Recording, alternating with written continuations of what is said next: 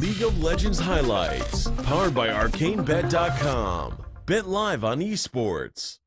All right, talk to me about the how this draft will play out. I see some obvious strengths in that Morgana Draven. Obviously, the Ornn TP and engages can work now. The Poppy on the other side unlock the lead. Of course, there's some of the patch notes on 8.14. Changes.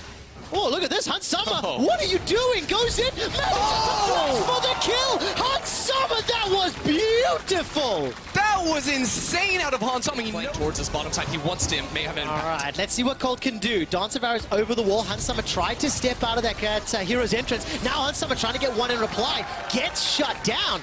Cold with an answer to Hunt Summer's Draven. It's fantastic gang timing. Opportunity in the bottom lane, but a Dark Binding connects. Hunt Summer forward. Already got a kill on the board. Hunt Summer's not done yet. Turns his attention to Neon. Blade Call is pulled backwards and Mickey's rooted. A lot of information here for Misfits to work with, but Dragon should go to UOL. Here's my concern though. Right now, Unicorns of Love are actually making him play topside. All right, take a look. Mickey's Black Shield did so much work. Paranoia comes down. Exile is blown up where he stands.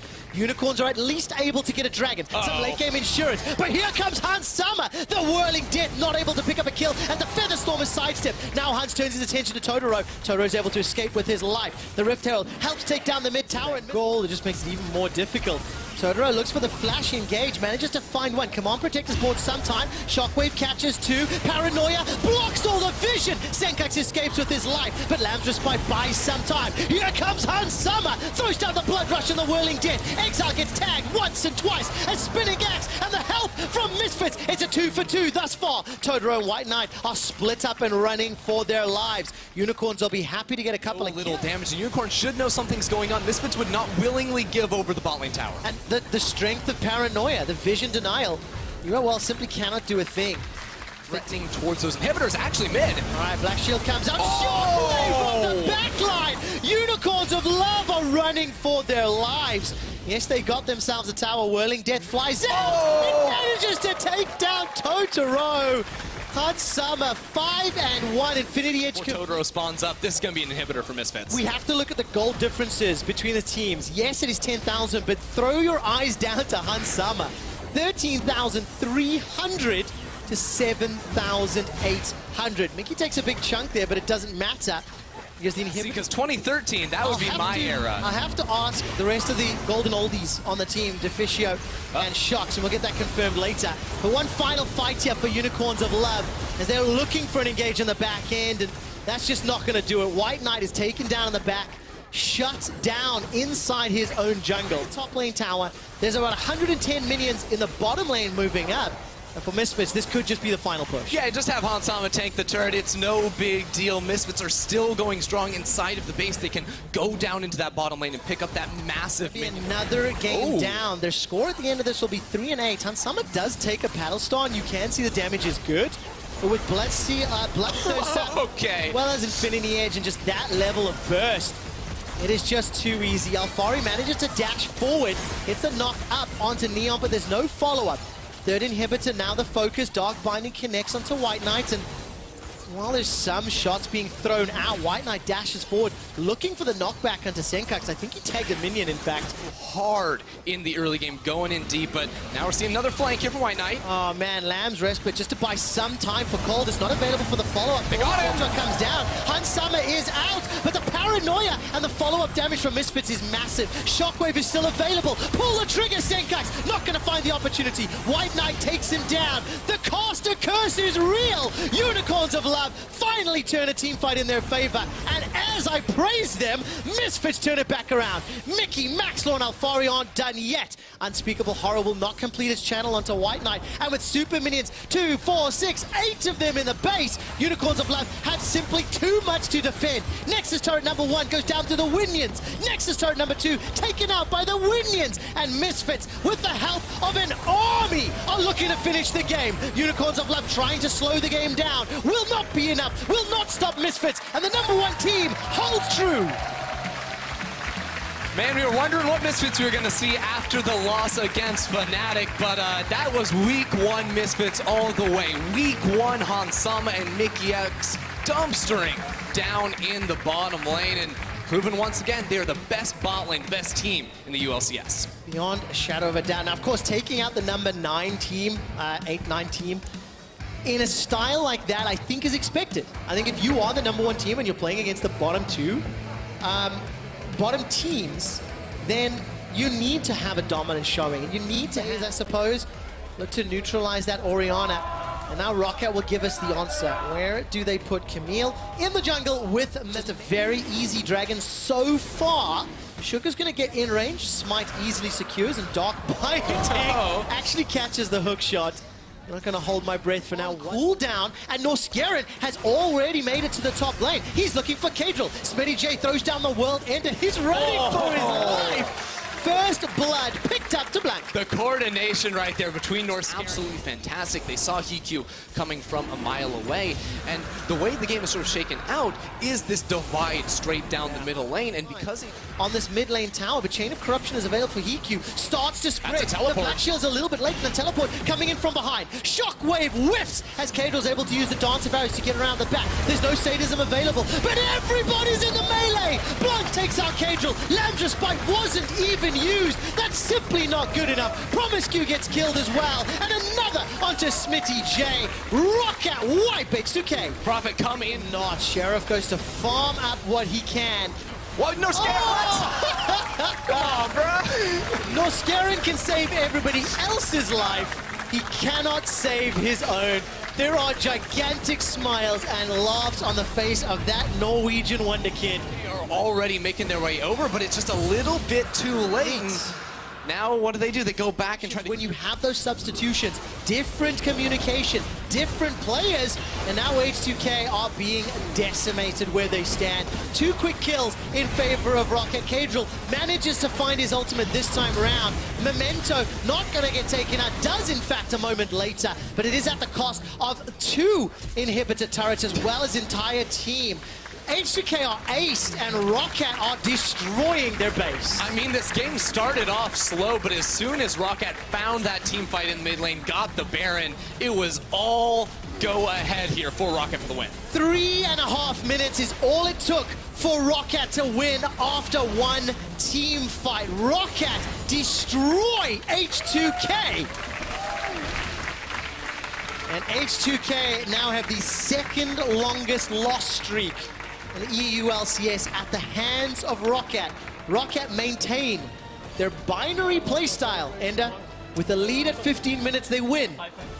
But that's not good news for them, because that might mean they lose tomorrow against Vitality. That's the toss-up, right? Do you win against H2K, or do you let them beat you, and then maybe you pick up the win against Vitality? Was that the curse of ROCCAT? 1-1 every week. It's a 1-1 every week.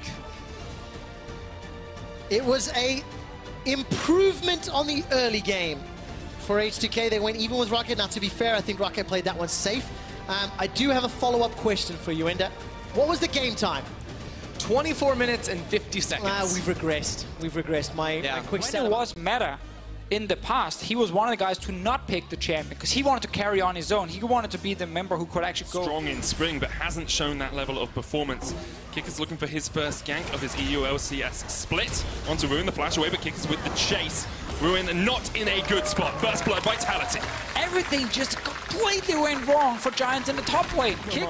Well, that was not great. I will say it was probably good for him he actually didn't hit it because there was no mana on Betsy. Teleport coming in. This one hits. Oh, Giants going to go for the fight already. Kikis is down. And maybe a little bit too greedy for the mark. The target you wanted. Betsy on his way down, though, trying to catch out the Kench in the river. And that catfish has gone fishing. Betsy's caught him on his rod.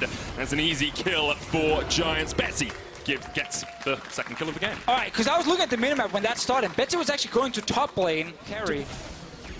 Joko will grab himself a Cloud Drake. Beautiful Drake, by the way.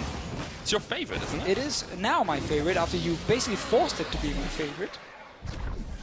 Don't like walls here, so we've not seen that yet. Oh, that's a play in mid. Yeah, Jackdaw going towards the mid lane. Betsy's going to weave his wall out, but he's stopped in his tracks. Great play from Vitality. Shut down on Betsy. It's around mid lane again. They go mid with the Rift Hill. Like here, where you can TP down and kill the enemy bot lane. Ruin looking for that equalizer straight across the bottom of the map. Attila there. Here comes the hero's entrance, though. They need to kill him quickly. In comes Jizuke. Jack Troll eats up one. He's down. Jizuke is going to catch onto Ruin. A 1-for-1 trade in the bottom lane. Oh, might not be over yet. Kikis is here, but Betsy's also behind him. Joko may have overstayed. Kick is knocked up straight away. Betsy with the knockback. Can't get him out of the Lamb's Respite, though, and Vitality's still alive. Kickis flashes away. Jizuke now in the midst of them all, though, and he's trying to 4v1 this one. Attila comes in from the side. Still back jumps forward, gets one. Jizuke chasing off Joko towards the top side of this fight. It's a double for Betsy, and Jizuke has to run for the wins. Kikis came down. They wanted to re-engage. Oh, perfect positioning from Betsy on that seismic shot. Kill. And 1 death. That's great, but Kikis going back in. It's bad. They're fighting again. Attila was saved by Jack Troll. He's going to sacrifice himself for that. That's another pick for Giants. Not quite sure how that one kicked off, but you can Giants from actually being able to take these fights. But obviously also, as we mentioned, like, the Giants comp, with the amount of damage they have, he's looking for it on the side of Giants. The other team is always disengaging on the side of Vitality. Let's see what happens now, Jizuke. Big one, man! Taunt! Equalizer comes down straight away, though, and Giants might try and turn this one around. Jizuke is the first to fall. Kikis pops down the respite, but is a little bit too late. He's got a flash to safety. Burns down, not quite low enough, and now Giants Ruin chasing it. Can't quite find the final connection. Couldn't follow up. It was just Kikis. He didn't even get the ult down in time to save. Do you want to give credit to our observers? We hadn't planned that at all. No, I got surprised they paused. Taunt comes out onto Jizuke. Once again, he's the one caught out. Justice Punch just puts him into the midst of the rest of Giants. Equalizer will catch Kikis down towards the bottom side. He jumps away, but Cabo and Attila have to run for the wins because Nuxalot is on the case, chasing them down. Cabochard will heal up once again, and Giants just find the single pick. As long as you can kill the enemy tank, that's Baron going down in no time at all. Double mountain. They can't kill him, and eventually Giants just like kill the tank. Here we go. This could be the ulti from Jizuke as well. Yeah, deliver the tank onto the backline. Steelback needs to get away. There's the heroic entrance. Jizuke joins the fight. Jack Troll low. There's the Hector Overmade him in the midst of it all as well. Betsy solo. He's the first to go down. Kikis gets the shut down. And now Giants need to run for the win because Cabochard is on the case. Kikis puts down on Lamb's Respite once again. Steelback, look at him. He's the guy that has to carry Giants through. Jack Troll gobbles up his teammate, keeps him alive for the moment, but he will sacrifice himself, and Steelback lands a final Mystic shot. Does not connect with the true shot. Side with Ezreal and Talia. Let's see what happens. Quad TP, remember on Vitality, they bring in 3 straight away, but 2 are split from the team. Attila knocked away, stunned up. Cabo now in the front line. The one that has to carry Jizuke comes in, and that is 1 dead. Ezreal, Vitality find the flank they need. They'll take the double, and they'll keep chasing here. Giants running for the hills, and Ruin's gonna get cold on Attila as well. Did not have that in the last fight, and something that happened, if we get the replay of the last big race for playoffs, where a lot of people would count Giants out before this week. Win here against Vitality. You're only 1 win behind them. Let's see the fight. Attila's low. Equalizer in a great spot. The Weaver's Wall separates them as well. Jizuke now in the front line alongside Cabochard, but he is low. Almost falls down the Lamb's Respite. Not enough to keep him alive, and now Cabochard is running away from Giants. They find the 1 pick they need. They're going to turn straight towards. Need to keep Giants away from the Baron. Don't have to all-in engage them, though. Kikis is going to go straight on to Ruin. No, 1 more is okay. Shut down for Kikis, and that's why you bring him into your team, to revitalize your chances of making it to playoffs. Now Steelback. That Mountain Drake, baby. They've given it up to show Giants are not fighting around this Baron. Vitality gets it. 2nd Baron of the game. 35. It's hard for them to dive onto Vitality when there's ulti from Kindred and ulti from Jizuke. That actually makes it easier for Vitality to play the team fight. But of course, Giants' amount of damage can always kill a squishy target if the defensive tools of Vitality are not there in place. Let's see what happens. Onto the Tarn catch. The equalizer comes out as well. Nuxalot already very low, but there's the hero's entrance. Giants run back towards their fountain, run back towards safety. Vitality reset the fight.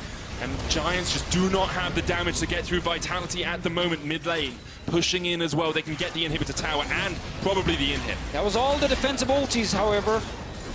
If they actually get another engage, Nuxalot, he's back. He needs to go for this one if he actually thinks he can win the fight. Now it's time. Onto Jizuke. Nuxalot onto Cabochard as well, but he is nuked down. Jizuke gets the taunt onto Betsy. Cleanse flash away straight away. Giants now running for the hills because it's a 4v5. Cabochard flash forward. Double kill though for Attila onto the backline. He's going to fall as well. No! Still alive. Gets the triple, then goes down. And now it's all on Giants. It's all on Steelback and Ruin to somehow survive and somehow save this game for Vitality. But Kikis is having none of that. They're going to TP back for the Nexus Tower. TP coming in. Ruin taunted up. Kikis does so much damage, and Vitality somehow turns moments, it was all them, but Vitality say, not today, my friends. They'll take the kills, they'll take your life, and they will take your Nexus in the end. Steelback can do nothing about it. Vitality goes 6-5. What a back and forth game here. Both teams bring so much action to the table, and you know what? Vitality will look at this and say, okay, it wasn't as clean as we hoped for, but they just needed a win. That was the most important thing, because they're playing against a team they're fighting against for playoff position. Vitality needs to consistently beat the bottom teams, and then they will lock down a top 6 spot, and that is what they're aiming for now. Ignore first place, get top 6, get into the playoff, start playing best of 5s. That's the key thing. So getting a win, no matter how it looks, that is the important thing here. Because this game, oh man, it looked like Giants had it under control. They won a bunch of fights, they got their Baron, we're like, okay, Giants, they're just running over Vitality at the moment. But then the fights started turning key items on the side of Vitality. The tanks actually got tank enough to buy more time. And that last replay, we're gonna get the fight so we can see it again. We highlighted the damage numbers heavily in favor of Steelback compared to Attila during the game. Attila was always zoned away, couldn't really get in range. The last fight he said, you know what, I don't care about running away from the fight. To activate the entire team. Let's see what we get from Kissing. It is gonna be either the Trundle or it's gonna be the Gragas. No Jankos is there because he walks across this ward. You can see Jankos on the Crux. Odoamne can come and react very quickly to this. this. Niski's coming too. Jumped up, Niski's on his way. Jankos needs to try and flash away. Teleport coming in. Niski's going to land a Vision of Empire, and that is first blood to Splice. Did not think that Odoamne was going to get a lot of help up here, able to snowball out of control. Let's see what happens top.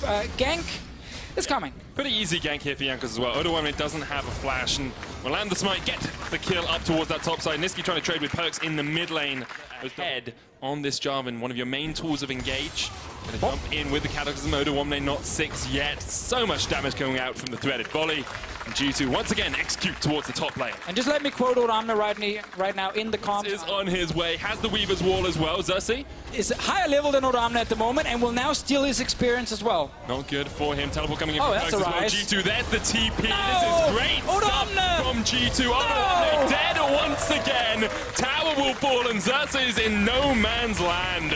Once again, G2 come up towards the top lane and get 2 kills. So we said Perks will roam top at some point. Wonder as well. Once again, that's the matchup we're going to see. Top and jungle all here at the same time. And Xerxes gets caught in the Cataclysm. Taken out. The Weaver's Wall catch out. Odo. Realm Warp in. Odo flashes. But I don't know if G2 are going to let him get into a sizable gold lead. And get the first Drake as well on the side. A little bit we did with the Ghost in. Gets a level up off the minions. Looking for a bit of a gobble here. No. Onto Odo. We'll leave him alone. Him back into the stun, into the knockup. Goodbye, Odo. Hyanan with the final blow. And if we look at the minimap, whenever this happens, 3 G2 players go, oh, he's coming mid. So Niski needs to get out of here if he can. Flashes across the wall, but Jankos is there to meet him. The waiting arms of the Polish jungler. Jankos gets another kill for himself. I just keep looking at the minimap every single time G2 falls. They've kind of seen it already. Niski, no flash on his side. Weaver's Wall is actually going to separate him. He's pulled down straight away. There's going to be a big fight here in the top lane. Niski down straight away. Odoamne joins the fight. We did knock back into the Cataclysm. Wonder there as well in the midst of it all. And G2 able just to kite back from the tower as much as they need. See Jankos, one of the main threats here for G2. Already finished that Morello and the Runic Echoes. Wonder going towards me. Kissing does not find the engage he wants. Goes golden. Stopwatches. But yeah, he is pretty darn dead, Deficio. That is a tilter from Kissing. Tried because when he starts the fight, they get the first kill. And now we just got to look at Gragas. Kissing right there, level 8. He makes the call, guys, let's go. I can get these guys. Wadid is gone. Fight is starting. Weaver's Wall's going to come out. Odoamne and Kissing trying to find a flank, but it's not how you find a flank that's important. It's whether you can actually win the fight after the flank is initiated. G2 might not any team at the 20-minute mark was 8,291. That has been surpassed by G2. 9,425 gold ahead in this game at 20 minutes, and they're looking to make it a little bit more. As once again they catch out Odoamne, who I'm sure is saying he's very much 80%. Cersei is here. Will not get any entrance. Jankos is the one with the smite, by the way. Flashes in for it. He was the smiter. So.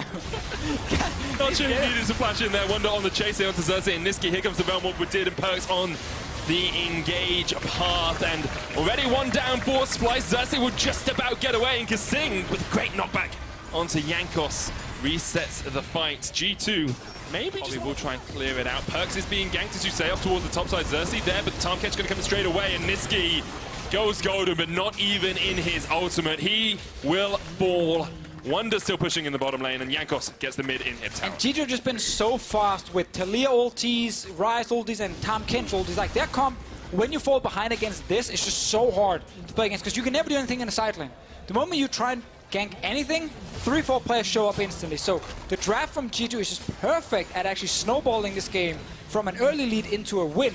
3 inhibs gone instantly. Spice without any wave to trying to defend. I guess the only positive is the globals can't be used here. And Kobe hasn't died, which is a very positive thing for him. Xerxes, though, will go down once again. We did get the kill on the Trundle. Both Nexus towers fall, and it looks like G2 are well on their way back to their winning ways here. They're going to go 8-3 against Splice. Great game from G2. It looked easy, but they still had to execute a lot with their ultis, especially, to constantly move around the map, so we have to give them credit for that. I have to say, I didn't see a way for Splice to try and be proactive in the early game, and they had bot lane getting pushed in and at top lane in a matchup where you can't trade against the jungle, and the enemy team could literally walk top like 10 times, and you never even touch the turret on the other side of the map. Like, I feel bad for them. I don't think there's anything you can do. Like, you are literally left there on a Mundo, and they're saying, we might try and send Cersei up to help you. He can't really help you, but we will try. And if it's something like Orianna Victor, that kind of style champion. I mean, but Soaz has played all of the Gragas games that Fnatic have played this. Take you down. Broxah, there's no flash on Nuke Dog. This is definitely how you camp mid lane. Level 1, level 2, they're here. Flash in from Broxah, but Nuke Duck does try and just taunt through. They're going to go for the double tower dive. Broxah gets first blood. Amazing on his way here. Tries to catch up Broxah, but can't do it. Flashes the wall. No, not in range. The Shroud as well keeps Broxah alive and amazing. Just chasing around. Hylissang already roamed up. Flash torn once again underneath the tower. Fnatic do not care about those turrets. But insane strategy. It's what they tried to do against Misfits as well. But unable to catch up. Definitely unable. Falling really far right now. The kill pressure, maybe. This is what you can do, though. Kill pressure down towards the bottom side. Hylissang ignited and upset. And Banda will get a kill down towards the mid. You just lose access to the river, and you lose access to Rift Scuttlers, lose access to the Drakes, and that's such a huge part of the enemy team snowballing on experience against you. Bot lane. Unfair. Bot lane. Once again, the kill pressure comes out, and Schalke find an avenue down towards this bottom side. And it's good from Schalke to step away from a mid lane. Instead, they decide they want to keep pushing in. Stand United onto Broxah. He jumps straight on towards Nuke Duck. Here comes the middle, though, and they've got Caps caught out on that backline. Silence into the stopwatch. Nuke Duck still alive. Round warp in from upset. This is what Schalke needed to come back from a poor early game. They find a pick onto Caps. I love that Schalke. Source is low, but Upset is only level 7. Can Amazing do something? He's still had a good pillar here. Upset tanking up the tower. That's a lot of damage. Source is still around. He loves to be in this position, man. Here comes Vanda. Flashes it into the fear. Soaz probably doesn't love to be in this position. Amazing. They get it in the end, but look how much time he's buying. Bot lane turret is going to die now because Whippo didn't join the top lane fight. On his Orianna here, Nuke Dog. It's hard for him to trade against him. Gonna try to. Shockwave comes out. There's the paranoia as well. And once again, Fnatic shut down the key man on Schalke. Chachi getting chased away here as well. Boxer with the fear. Tether will be able to keep Chachi in range of Caps. And it's another kill for Fnatic. Taunt comes out onto Upset. He has to cleanse it away. Ultimate coming out from Upset. Trying to chase into Hylissang, but the fear as Whippo flashes away isn't enough. TP behind them. There's Soaz. Realmwalk tries to get them away, but the explosive Upset, and Vanda just able to dodge around the side of that. Fnatic gonna get it down. Feast here. Feast gets the Infernal, but Fnatic aren't done yet. Hylissang looking for the taunt on Nuke Duck, can't quite connect. Decides against going forward. Remember, this tower's down. Hylissang can get a perfect flank off here. Vanda's like, oh, not in the best of spots. Gravity Field comes out. Whippo knocked up by Chachi. No Feast, remember, on the Cho'Gath. Just used Soaz. Watch Soaz. Watch the veteran from Fnatic as Caps takes down Amazing. Soaz gets the knockback onto Upset. He has to run back towards his tower. Nuke Duck cannot connect from the side. Whippo takes down Upset. Broxah takes down Nuke Duck. And Fnatic take down Schalke. A perfect Fnatic, they saw 5 as one of the supports if the enemy team tries to move into vision. Oh, mid lane. So as flashed in there, Nukeduck was able to dodge around the realm wall coming out as well. Schalke maybe finding the fight they needed, but it's only so as they got caught out of the knock-up. Chain CC, but they're all in the midst of the shockwave. It's not enough damage yet from Caps. We're still up in the top lane, not reacting to this. Ignite came down on Nukeduck. Caps. At least. Vander is spotted. Shockwave using Vander's dead, but Caps may pay for it with his life. The chase comes in, there's the Paranoia as well. Caps just running for the heals. Paranoia all the way onto the back line. And look at the damage on Upset. Roxa says thank you very much, and Schalke were baited by Caps. Explosive Cask knocks Nukeduck away, but now Chachi's not in the best of positions either. He's just going to have to run back. Hey, Victor's shining. Whippo joins the fight finally. Chachi trying to get the piece down on Caps, but can't get close enough to knock up. Chachi, nom. Takes one for himself. All right, Fnatic, you win another fight here, but in the end, mid lane. That Fiddle's just mechanically better than Whippo. Someone got a face check. Typically, it's the support. It's not the easy. Hillexang's killed amazing, so Fnatic can go back to the Baron as well pretty easily here. No jungler on the enemy team, but always Chachi waiting in the wings, has that feast. A lot of true damage from the Cho'Gath if he can get it. It is Sang just trying to block off the path. Control ward. Vander can ult in. There's no ward in the brush. Puts the control ward in. Here comes the Paranoia all on towards the Fiddlesticks. Goes golden, but he's not going to survive for too long. Whippo takes him out. The shockwave pulls visit Chachi back again. And Fnatic look more and more like a team at the top of the EU LCS as they just push Schalke around the map. Another kill for them. They don't even need to go. Thank you, Ace of Predator. I love when you bring the replays. Like Amazing Dying. Let's see, right after, when we have Broxa. Bit of a Predator. This one's electrocute though. He's a mid lane Nocturne. That's true. Once again, the jump in, and Amazing is done for. Has not had the impact on this game he would have wanted. Schalke still could force a fight here. They catch out Soaz, fear him up, knock him up as well, and Soaz gets kept alive with a second unit. 3-man knock-up from Nukeduck, but he just doesn't have the damage, and Fnatic eat him for dinner. Chachi pops the Gargoyle Stone Plate, gets into the realm wall, gets yanked right back out of it. Once again, Fnatic get engaged on, but somehow turn it back around. They are just in full. Yeah, second item GA. It seems to be a running theme for Yasuo's against Fnatic. We saw Senkooks do it last week. Fnatic continue to go from strength to strength. Shockwave lands onto Amazing. Here comes the Paranoia as well. Broxa is dominating in the jungle v jungle matchup. It's been all Broxa all the time. GA's popped. Chachi trying to do what he can against Whippo up towards the top side of this fight, but you have to feel that it's the death knell for Schalke here. Fnatic just pushing into the Nexus towers. Who even cares about taking down the inhibitors? The minions will do that for you. They get the top inhib and they're looking for the win. Not even at 30 minutes yet. Broxa has been playing a great game. He took Amazing's job. He's been taking his life as well multiple times in this one. And now he wants the Nexus. Chachi trying to do what he can to save these Nexus towers, but Fnatic are having none of that. One down, the second soon to follow.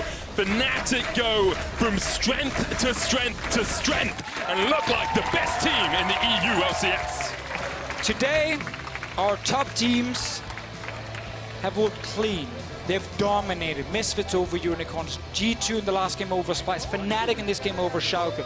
They're showing us good strategies in the early game to get ahead. They know which lane to play around, and they're executing on the plays. That is kind of the big thing here for Misfits, Fnatic, and G2 Esports so far. A clear gap with the top 3 and down to the rest of the EU LCS, because Schalke, the moment that mid lane turret fell at 6.5 minutes, they had no control of the map. They tried to gank bot lane a few times, but they were so far down in damage, they just could not properly fight. And Broxa clicks R, and he gets 2 kills. Not me.